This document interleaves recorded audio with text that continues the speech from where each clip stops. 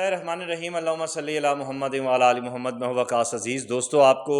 انتہائی اہم ولاگ میں خوش آمدید کہتا ہوں۔ اسلام آباد وفاقی دارالحکومت، اور وفاقی دارالحکومت ادب کا بھی وفاقی دارالحکومت، اور اس دارالحکومت میں افسوس کے ساتھ ہمیں اگر ہم کسی ادبی مرکز کی بات کریں، ادبی کارنر کی بات کریں، راولپنڈی اسلام آباد دونوں میں، جنہیں کسی دور میں شہر افسانہ کہا جاتا تھا، شہر نظم کہا جاتا تھا، وہاں اب گردی اڑتی دکھائی دیتی ہے۔ لاہور میں تو صد شکر عطاء الحق قاسمی صاحب نے پاک ٹی ہاؤس کا دوبارہ اجرا کروایا نون لیگ کے گزشتہ دور حکومت میں، یعنی پی ڈی ایم والے نہیں، نون لیگ جب میاں نواز شریف صاحب اقتدار میں آئے تھے 2013 میں۔ رینوویٹ ہوا پاک ٹی ہاؤس اور ادیبوں کو بیٹھنے کے لیے ایک ٹھکانہ ملا۔ پاک ٹی ہاؤس کی تاریخ اپنی جگہ مسلمہ ہے، لیکن آج میں جس ٹی ہاؤس کی بات کرنے جا رہا ہوں وہ وفاقی دارالحکومت کے ایک مرکزی سیکٹر میں واقع ہے، اور وہاں راولپنڈی، اسلام آباد اور ملک بھر سے، بیرون ممالک سے بھی جو ادیب اور دانشور اور صحافی، بلکہ میں یہ کہوں گا فنون لطیفہ سے جڑے ہوئے، چاہے وہ ایکٹرز ہیں، چاہے وہ اسکرپٹ رائٹرز ہیں، چاہے وہ مجسمہ ساز ہیں، چاہے وہ دھنیں بکھیرنے والے ہیں، کمپوزرز ہیں،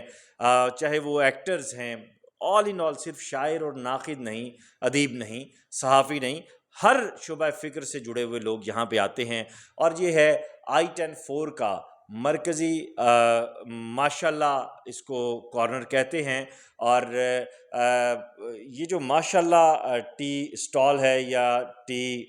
کارنر ہے، اس کو بنیادی طور پر اگر دیکھا جائے تو عالمی شہرت یافتہ ادیب ہیں، ناقد ہیں، اور میں یہ سمجھتا ہوں کہ عہد حاضر میں ان سے بڑا غزل گو کوئی نہیں ہے، ماشاءاللہ ان سے بڑا مرثیہ گو کوئی نہیں ہے۔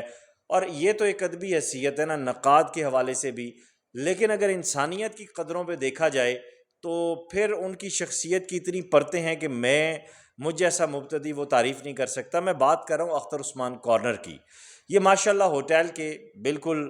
ساتھ جو سارا گرین ایریا ہے، یہاں پہ اختر عثمان صاحب، اللہ تعالیٰ آپ کو صحت اور زندگی عطا کرے، ان کے دم سے یہ رونق لگی ہوئی ہے۔ یہ سی ڈی اے کا سیکٹر ہے، سی ڈی اے کا ایریا ہے۔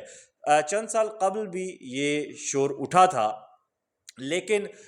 کچھ دوستوں کی مہربانی سے اس کارنر کو نہیں گرایا گیا۔ یہ ٹی ہاؤس آباد ہے۔ میں رندھاوا صاحب سے گزارش کروں گا کہ رندھاوا صاحب آپ پلیز بجائے اس کے کہ اس ٹی ہاؤس کو، اس ادبی مرکز کو، اس ادبی کہکشاں کو، جس کو پوری دنیا میں شہرت حاصل ہو چکی ہے، بی بی سی اس پہ رپورٹ بنا چکا ہے، انڈیپینڈنٹ اردو اس پہ رپورٹ بنا چکا ہے، ڈی ڈبلیو اس پہ رپورٹ بنا چکا ہے، عالمی نشریاتی رابطے اس کو سراہ رہے ہیں کہ اللہ اللہ کر کے اس خشک شہر میں بھی کوئی ایک ایسا ادبی کونا ملا ہے، وہ ایک ایسا زرخیز کونا ملا ہے جہاں پہ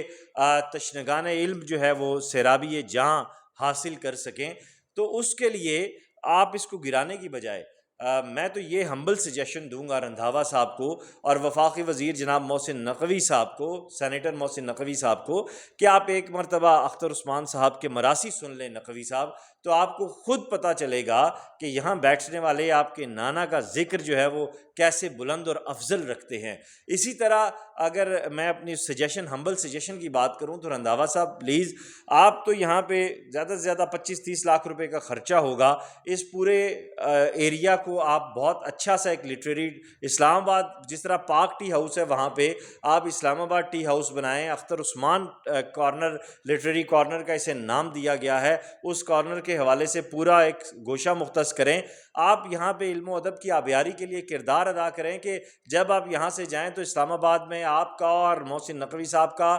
نقش جو ہے وہ دیر تک رہے اور اسلام آباد کی فضاؤں میں رس گھولتا رہے۔ ایسے ہی آپ اس کو تو گرانے کی بات کرتے ہیں، لیکن یہاں پہ جو پونڈ ایک بنا کے چھوڑ دیا گیا اور آصف کاکڑ نامی ایک شخص نے جس طرح یہ اربوں روپے کی دہاڑیاں لگائی ہیں FPMU کے اوپر آ کے، رنداوا صاحب، محسن نقوی صاحب، آپ اس کو دیکھیں، اس کو پکڑیں۔ یہاں پہ تو وہ لوگ بیٹھتے ہیں جنہوں نے اپنی ساری زندگی علم و ہنر کو دے دی ہے، جنہوں نے اپنی ساری زندگی انسانیت کی بھلائی کے لیے اور انسانیت کی فلاح کے لیے وقف کر دی ہے۔ یہ وہ لوگ ہیں جو نہ صلے کی تمنا رکھتے ہیں، نہ ستائش کی پرواہ کرتے ہیں، حالانکہ چند قدم کے فاصلے پہ اکادمی ادبیات پاکستان کا مرکزی دفتر ہے، چند قدم کے فاصلے پہ نیشنل بک فاؤنڈیشن ہے، چند قدم کے فاصلے پہ مقتدرہ قومی اردو فروغ جو زبان ہے، ادارہ برائے فروغ قومی زبان ہے، اور اسی طرح چند کلومیٹر کے فاصلے پہ PNCA ہے، چند کلومیٹر کے فاصلے پہ راولپنڈی آرٹ کونسل ہے۔ لیکن یہاں پہ بیٹھنے والے اکابرین، چاہے وہ ڈاکٹر صلاح الدین درویش ہوں، چاہے مرحوم توصیف تبسم صاحب ہوں، چاہے خورشید رضوی صاحب کا لاہور سے آنا ہو، چاہے نصیر ترابی صاحب اللہ غریق رحمت کرے ان کا یہاں آنا ہو، چاہے افتخار عارف صاحب یہاں آئیں، چاہے فرت عباس شاہ صاحب یہاں آئیں، میں کس شخصیت کی بات کروں کہ کون سا گوہر جو ہے نایاب ہم نے یہاں نہیں دیکھا۔ اور پھر اختر عثمان صاحب کی تو میں کہتا ہوں کہ یہاں پہ تعریف میرے لفظوں میں نہیں، میرے پاس حرف ہی نہیں ہے، میں تو ایک مبتدی سا آدمی ہوں۔ اور پھر سب سے امپورٹنٹ چیز یہ ہے کہ پوری دنیا سے، پورے پاکستان سے جو اسٹوڈنٹس یہاں پڑھنے کے لیے آتے ہیں مختلف جامعات میں، وہ یہاں سے فیضیاب ہوتے ہیں، جن کے پاس ٹیوشنز کے پیسے نہیں ہیں، مطلب اختر صاحب انہیں پڑھاتے ہیں، بتاتے ہیں، دکھاتے ہیں، علم کی شمع ہے، جلی ہوئی ہے۔